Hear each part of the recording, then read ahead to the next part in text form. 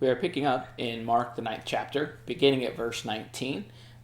Before we do, by way of reminder, when we were closing out the last section, we had looked at the idea that the disciples, according to verse 18, were not able to cast out the demon that was in the man's child. And it was one of those things that when we left that, we had mentioned that that was the first time that we can recall where they had not been able to perform the miracles that they attempted to perform. And so we're going to pick up at verse 19, and we will read through verse 29 and come back and discuss what it has to say. He answered and said to them, O faithless generation, how long shall I be with you? How long shall I bear with you? Bring him to me. Then they brought him to him, and when he saw him, immediately the spirit convulsed him, and he fell on the ground and wallowed, foaming at the mouth. So he asked his father, How long has this been happening to him? And he said, From childhood. And often he has thrown him both into the fire and into the water to destroy him. But if you can do anything, have compassion on us and help us. Verse 23, Jesus said to him, If you can believe, all things are possible to him who believes. Immediately the father of the child cried out and said with tears, Lord, I believe. Help my unbelief.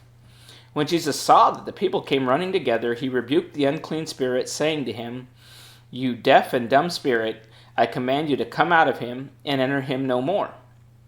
Then the spirit cried out, convulsed him greatly, and came out of him, and he became as one dead, so that many said, He is dead. But Jesus took him by the hand and lifted him up, and he arose. And when he had come into the house, his disciples asked him privately, Why could we not cast him out? So he said to them, This kind cannot come out by nothing but prayer and fasting.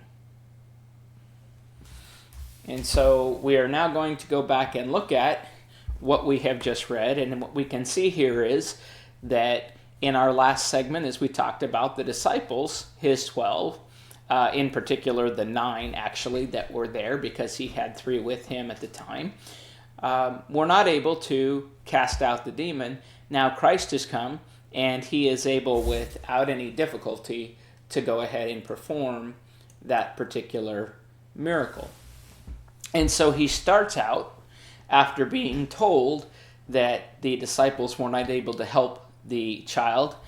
He starts out with the statement, O faithless generation. And it's really a statement that appears to be made to the entire crowd. We have a situation here where we have the disciples being present, of course, and then the crowd that had gathered and those who were arguing with the disciples. But it was probably more focused toward the disciples because as we go on in the context, it's their lack of faith which creates this inability to heal the boy. And so it is their inability to heal the boy that creates this problem of this whole discussion. Had they been able to just perform the miracle as they would always have done, then there wouldn't be this argument between the people and in Christ's disciples. He goes on to ask the question, How long shall I be with you, and how long shall I bear with you? He appears to be disappointed with his disciples and their inability to perform this miracle. He knows that the time is coming when he is going to be headed toward the cross, that he has a responsibility that he is going to need to fulfill, and there's going to be a time when he is not going to be there with them to help them to accomplish what they need to accomplish. He wants his disciples to actually be able to stand on their own. He knows he's going away. He knows they're still going to have work to do, and he knows that they're going to need to be able to accomplish the work they need to do. And then he says, Bring him to me. So Jesus is now commanding that the boy be brought back to him so that he can do and make right what his disciples could not. Jesus was not going to leave the people with the possibility of being able to challenge his power and the power that was given to the disciples. He's not going to leave this child in a situation where he also is still suffering. So he is going to make right what the disciples could not. And so we see the phrase in verse 20 that they brought him to him. They, a group of people, brought the boy to Jesus. So it appears at this point that the boy is no longer present while the argument with the scribes is taking place and while the coming of Jesus has taken place. It also appears from the text that the demon is in fact so strong in this case that it requires more than just one person. It wasn't his father that brought the child with the demon to him, but there was at least two people, because we have a they, that needed to handle him and bring him forth. It goes on to say, when he saw him, so in this particular case, when the boy sees him, he being Christ, immediately the spirit convulsed him and causes the boy to fall on the ground, foaming at the mouth. And so we see here that the demon did not want to be, or didn't like being in the presence of Christ. And so he immediately attacks the boy. The demon recognizes that Christ is coming toward him, and he wants to inflict as much pain and suffering on the boy as he is able to while he still can. And so we see that the demon actually recognizes when Christ is approaching. And so we have this situation where he's conversed and the boy is on the ground and he is foaming at the mouth. He is suffering from this attack by the demon. And Christ asks the Father, how long has this been happening to him? And as we look at this, this is a good time to remind people that there are times, especially when we're teaching someone new, there are times that Jesus will ask questions not because he doesn't know the answer. We understand that Jesus knows all, but he really asks the question so that people can recognize the answer and understand the answer. Jesus knows, but this allows for the Father to express it. And really, what this does is it shows us as readers, and it showed the people, that this idea from childhood means that he has had this affliction his entire life, which helps us to appreciate and understand the Father's desperation for the healing of his Son, why he would so want to have his child taken care of. His child has been tormented throughout his entire life. Picking up in verse 22, he goes on to expand. The Father goes on to expand. He's had it his whole life, and often he, being the demon, has thrown him both into the fire and into the water to destroy him. And so we would look at that in things of, if a person were to get caught up in fire or spend too much in fire, they could, of course, be burned to death.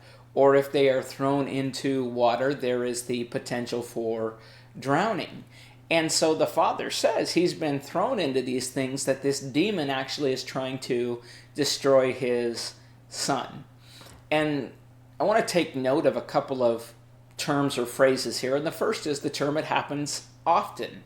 So we see here, not only had the condition been a problem since birth, it was something that had been there since his, I should have put childhood, had been there since his childhood. But the demon attacks were often, again signifying how desperate this situation really is. This is something where the demon is on a regular basis torturing this child and, as he says, trying to destroy this child. And that's the other phrase. The severity of it is the idea of he does this to destroy him. And then he says, but if you can do anything, you being Christ, if you can do anything, have compassion on us and help us. And notice here again the terminology being used. The term that the Father uses is us, as opposed to him being the child. So the request for compassion is for not just the boy who is suffering, but for his family who is suffering as well, as they see what this boy is going through. So there is this request of us. But we see at the start too, he says the term but if you can do anything. So he says this has been happening. He does it on a regular basis. It's happened since childhood. And then the man says, but if you can do anything. And so it's almost as if the Father is unsure of whether or not Jesus can heal his son. He believes there must be a possibility, but he seems a little unsure. And then Jesus said to him, if you can believe, all things are possible to him who believes. So we have this term, if you can do anything, that's been made by the man. Jesus seems to take that if and place it where it belongs. It's not a question of whether or not, or if Jesus has the power to help. It is a question of whether or not the man has enough faith in him to do so. So the question is on whether or not, or if the man truly believes that all things are possible through Christ. And in verse 24, we see the father of the child crying out and saying in tears, I believe, help my unbelief. So there is two statements that we have here. Clearly, the father has some belief, or he would not have brought his son in the first place. First, taking him to Christ's disciples, Jesus' disciples, who were unable to heal him, and then now the opportunity to bring him before Jesus himself. But the father also understands that there is still some doubt in his mind, and he recognizes it is Christ who is the one that can help remove that doubt. And so when we look at what's taking place and we think about this, this is a good time to stop and remind ourselves of the idea that we need to move beyond partial belief, and we need to move into full belief of who Jesus is and what he can do.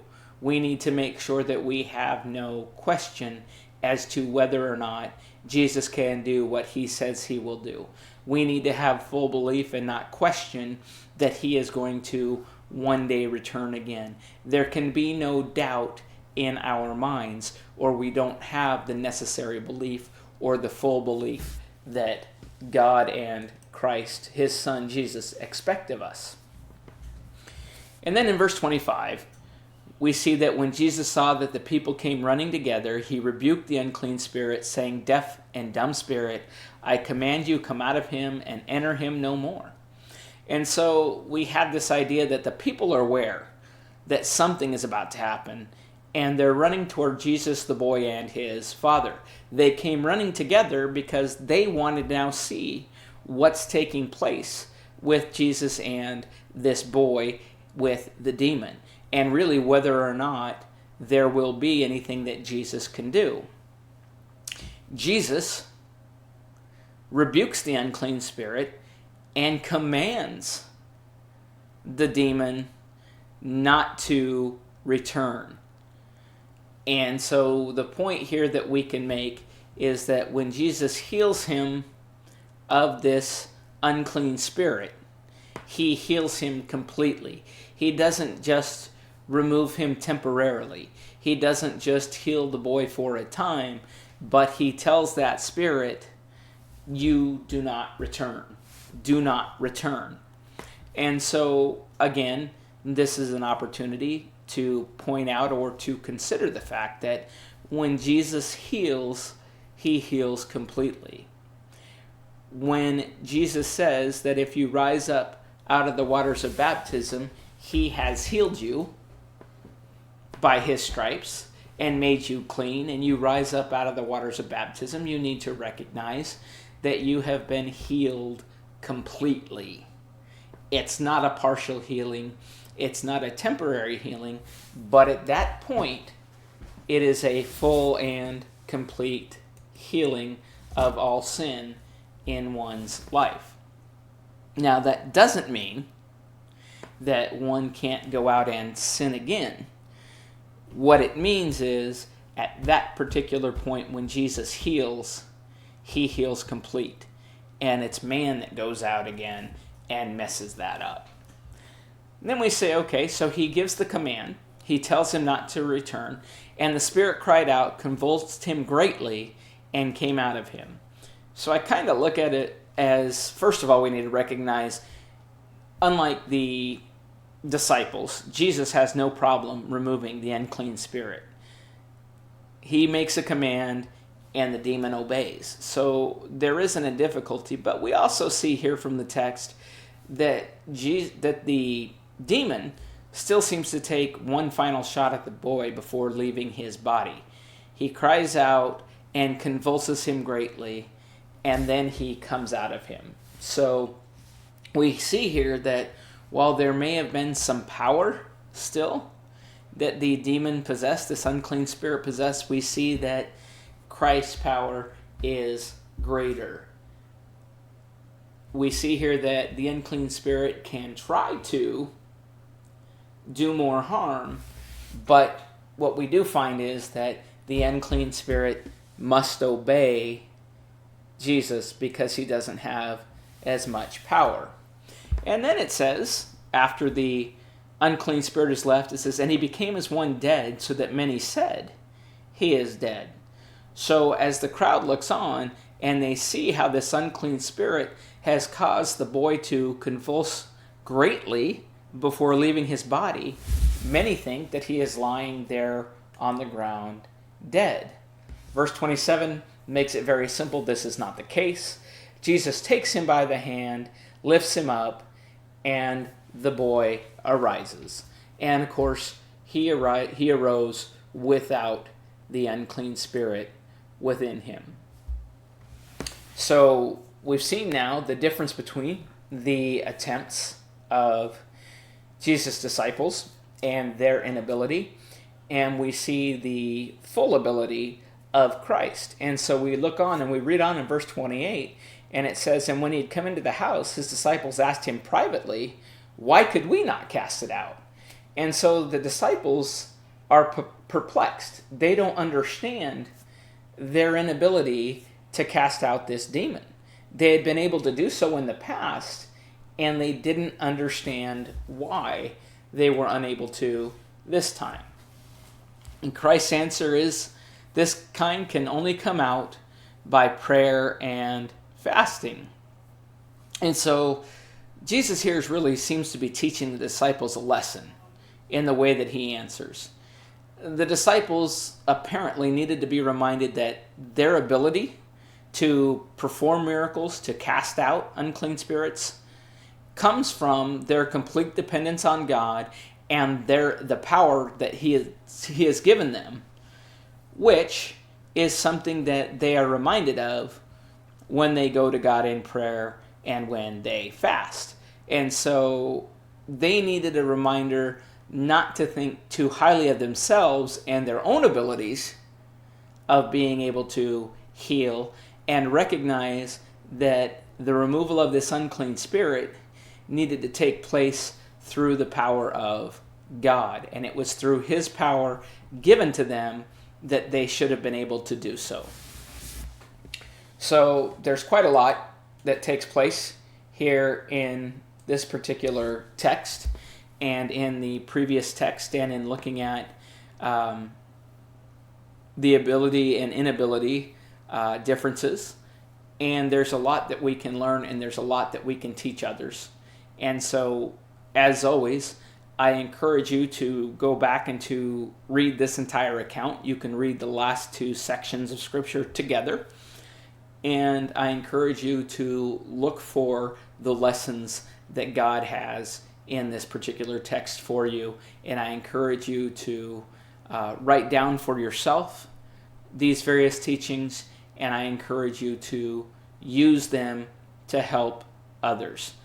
Again, as a reminder, the focus of this particular set of lessons and this particular study is really kind of a reminder of how we can do what God expects us to do, which is to sit down, open up the Word of God, and share it with those who have not yet had an opportunity to hear or who are now seeking the truth so that they may one day come to a full understanding of what they need to do based on God and His Word. Thank you.